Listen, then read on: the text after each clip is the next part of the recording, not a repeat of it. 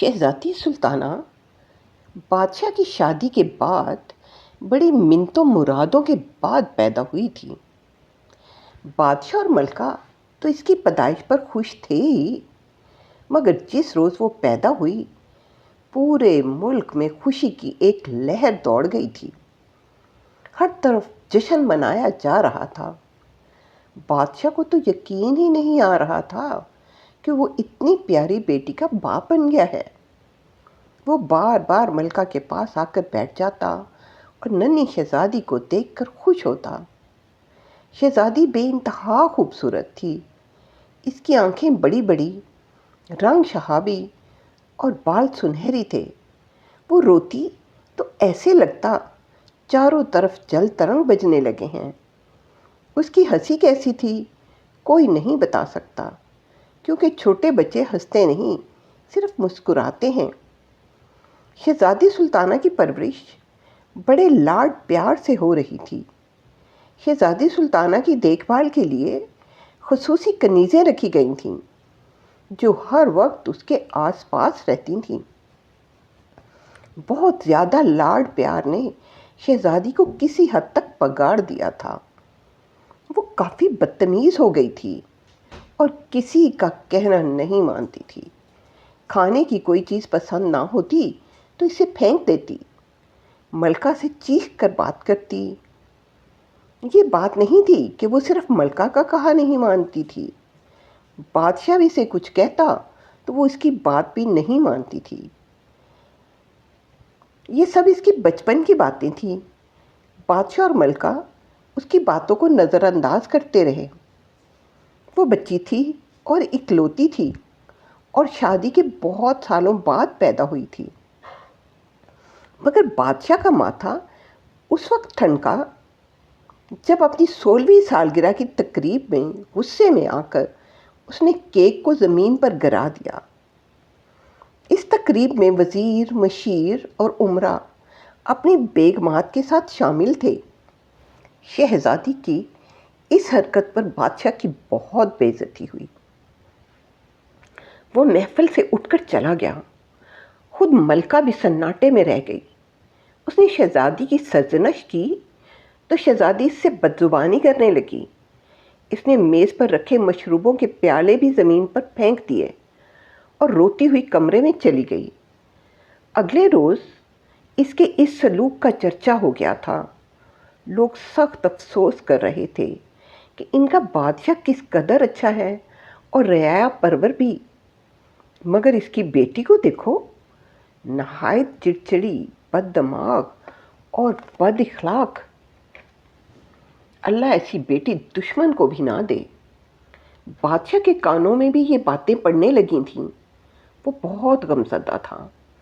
بادشاہ کو یوں چپ چاپ دیکھ کر ایک روز اس کے وفادار اور عقلمند وزیر نے کہا، جہاں بنا، ایسے تو حالات ٹھیک نہیں ہوں گے، آپ کو ٹھیک کرنے کی کوئی تدبیر کرنا ہوگی۔ میرا تو خیال ہے کہ شہزادی صاحبہ کی شادی کر دی جائے۔ امید ہے شادی کے بعد وہ ٹھیک ہو جائیں گی۔ بادشاہ نے کہا، منہ پھٹ اور بدتمیز لڑکیوں سے کون شادی کرتا ہے؟ شہزادی سلطانہ کے ساتھ کوئی نوجوان شادی پر تیار نہیں ہوگا۔ بادشاہ کی بات سن کر وزیر سوچ میں پڑ گیا۔ بہت دیر تک سوچنے کے بعد اس نے کہا، جہاں بنا، اگر آپ میری بات پر عمل کریں تو مجھے یقین ہے کہ سب کچھ ٹھیک ہو جائے گا۔ پہلی بات تو یہ ہے کہ آپ اپنے رویے اور لہجے میں سختی پیدا کریں۔ بچوں سے ہر وقت نرم لہجے میں گفتگو انہیں خود سر بنا دیتی ہے۔ دوسری بات میں آپ کو بعد میں بتاؤں گا۔ بادشاہ نے حامی بھر لی کہ وہ ایسا ہی کرے گا۔ بادشاہ جب محل میں پہنچا تو شہزادی کا موڈ خوشگوار تھا۔ باپ کو دیکھ کر دوڑ کر اس کے قریب آئی اور محبت سے اس کا ہاتھ پکڑ لیا۔ ابا حضور، آپ مجھ سے ناراض نہ ہوا کریں۔ بادشاہ نے اپنا ہاتھ اس سے چھڑا لیا اور بولا، شہزادی، آپ محل کے آداب کا خیال رکھا کیجیے۔ ہم اس سلطنت کے بادشاہ ہیں۔ یہ ٹھیک ہے کہ ہم آپ کے باپ ہیں، مگر تمیز بھی کوئی چیز ہوتی ہے۔ یہ کہہ کر بادشاہ تیز تیز چلتا ہوا وہاں سے چلا گیا۔ شہزادی کا منہ حیرت سے کھلا کا کھلا رہ گیا۔ اس نے اس بات کی شکایت ملکہ سے کی۔ ملکہ بے رخی سے بولی، اتنی بڑی ہو گئی ہو، کچھ تو تمیز سیکھ لو۔ شہزادی سلطانہ ماں کی بات سن کر پاؤں پٹکتے ہوئے چلی گئی۔ رات کو بادشاہ نے ملکہ سے کہا کہ ہم چاہتے ہیں کہ اب شہزادی کی شادی کر دی جائے۔ ملکہ اداسی سے بولی، اس سے کون شادی کرے گا؟ اس کی بدزبانی کے قصے تو بچے بچے کی زبان پر ہیں۔ شام کو وزیر بادشاہ سے ملنے آیا اور اس نے بادشاہ کو اگلے مرحلے کے بارے آگاہ کیا۔ اگلے دن بادشاہ کی ہدایت پر ملکہ نے شہزادی کو اطلاع دی کہ آپ کی شادی طے کر دی گئی ہے۔ شہزادی نے سنا تو پھٹ پڑی، ہاں ہاں کر دیجئے میری شادی، میں خود بھی یہاں رہنا نہیں چاہتی۔ کچھ دنوں بعد شادی کی تقریب بڑی سادگی سے ہوئی۔ نہ ڈھول تاشے بجے، نہ آتش بازی ہوئی۔ شہزادی کو اس کے شوہر کے ساتھ ایک بگی میں بٹھا کر رخصت کر دیا گیا۔ شہزادی اس وقت اتنے غصے میں تھی کہ اس نے یہ بھی نہیں پوچھا کہ اس کی شادی کس سے ہو رہی ہے، اور نہ ہی اس نے دولہے کو دیکھا۔ شہزادی کو دھچکا تب لگا جب بگھی اپنی منزل پر پہنچ کر رک گئی۔ وہ اس نوجوان کا گھر تھا۔ نوجوان نیچے اتر کر کھڑا ہو گیا۔ اس نے جب دیکھا کہ شہزادی نیچے نہیں اتر رہی تو سختی سے بولا، شہزادی صاحبہ اب اتر بھی جاؤ، یہاں کنیزیں نہیں ہیں جو ہاتھ پکڑ کر اتاریں گی۔ میں تو ایک لکڑہارا ہوں، پہلے سارے کام خود کرتا تھا، اب تم کیا کرو گی۔ شہزادی تو ہکا بکا رہ گئی۔ دکھ اور شرمندگی سے اس کی آنکھوں میں آنسو آ گئے۔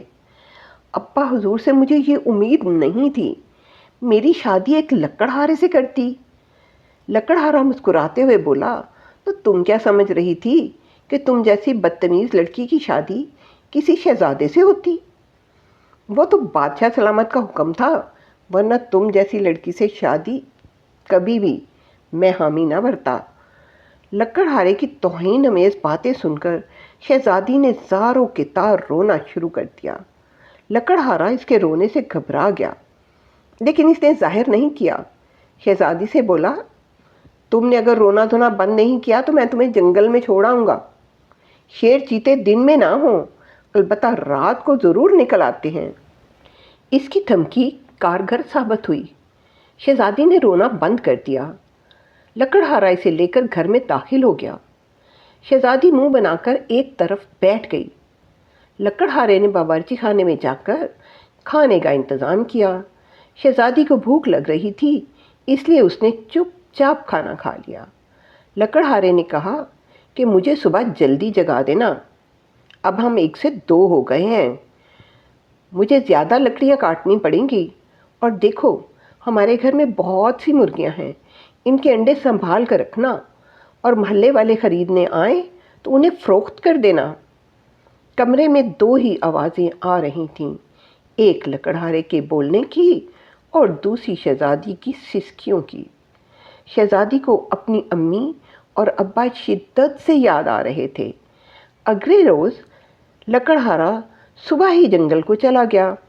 شام کو گھر آیا تو دیکھا کہ کھانے کا انتظام کیا ہوا تھا۔ لکڑہارا خوش ہوا اور بولا، یہ تم نے بنایا ہے؟ شہزادی نے کہا، مجھے تو کھانا بنانا نہیں آتا، یہ چیزیں میں نے محلے کے ایک بچے سے نان بائی کی دکان سے منگوائی ہیں۔ اگلے دن لکڑہارا واپس آیا تو اسے اور بھی حیرت ہوئی کہ شہزادی گھر کی صاف صفائی کر رہی تھی۔ میں نے محلے کے لڑکے سے کھانا منگوا لیا تھا، اس کو انعام میں 2 سکے دیتی ہوں، وہ دوڑ کر میرا کام کر دیتا ہے۔ کھانا کھانے کے بعد لکڑہارے نے کہا، شہزادی مجھے خوشی ہے کہ تم بہت بدل چکی ہو۔ وہ بولی، آپ کی باتیں سن کر مجھے احساس ہوا کہ میں کس قدر بدتمیز اور بد اخلاق تھی۔ میں نے امی حضور اور ابا حضور کو بہت دکھ دیے ہیں، میں بہت شرمندہ ہوں اور ان سے مل کر معافی مانگنا چاہتی ہوں، آپ مجھے ان سے ملانے لے جائیں۔ لکڑہارے نے گھبرا کر کہا، کبھی نہیں، تم وہاں جا کر وہیں رہ جاؤ گی، میں کیا کروں گا؟ میری مرغیوں کو دانہ کون ڈالے گا؟ گھر کی صفائی کون کرے گا؟ شہزادی نے شرما کر کہا، ان سے مل کر واپس آ جاؤں گی۔ میرا اصل گھر اب یہی ہے۔ لکڑہارا بہت خوش ہوا اور بولا کل محل چلیں گے۔ اگلے روز محل پہنچ کر ملکہ نے شہزادی کو دیکھا تو جلدی سے اسے گلے لگا لیا۔ بادشاہ کو بھی اطلاع مل گئی تھی، وہ بھی آ گیا۔ اسے دیکھ کر شہزادی روتے ہوئے بولی، ابا حضور مجھے معاف کر دیں، مجھے اپنی غلطیوں کا احساس ہو گیا ہے۔ میں نے آپ کو بہت تنگ کیا تھا اور آپ کو دکھ پہنچایا۔ بادشاہ نے محبت سے شہزادی کو پیار کیا اور کہا غلطیاں بچے ہی کرتے ہیں اور بڑوں کا فرض ہے کہ انہیں معاف کر دیں۔ پھر وہ لکڑہارے کی طرف متوجہ ہوئے، شہزادہ بابر ہم آپ کے مشکور ہیں کہ آپ نے شہزادی کو راہ راست پر لانے میں ہماری مدد کی۔ ان دونوں کی باتیں سن کر شہزادی بہت حیران ہوئی۔ اس کی حیرت بھانپ کر بادشاہ نے کہا، بیٹی ہمارے وزیر نے ہمیں صلاح دی کہ بادشاہ بابر کو لکڑہارا بنا کر اس کی شادی تم سے کر دی جائے۔ شہزادہ بابر ایک ذہین نوجوان ہے، اس کی باتوں سے متاثر ہو کر تمہیں اپنی غلطیوں کا احساس ہو گیا ہے۔ ہم بہت خوش ہیں۔ شہزادی کی اس تبدیلی سے ہر طرف خوشیوں کے شادیانے بجنے لگے۔ شہزادی نے ان شاہی غلاموں اور کنیزوں سے بھی معافی مانگ لی جن کے ساتھ اس نے کبھی اچھا سلوک نہیں کیا تھا۔ ان لوگوں میں اس نے اشرفیاں بھی تقسیم کیں اور محلے کا وہ لڑکا جو چھوٹے بھائیوں کی طرح دوڑ دوڑ کر کام کرتا تھا بہت سے تحفے بھجوائے۔ پھر کچھ دن محل میں گزار کر شہزادہ بابر شہزادی سلطانہ کو لے کر اپنے ملک روانہ ہو گیا اور دونوں ہنسی خوشی رہنے لگے۔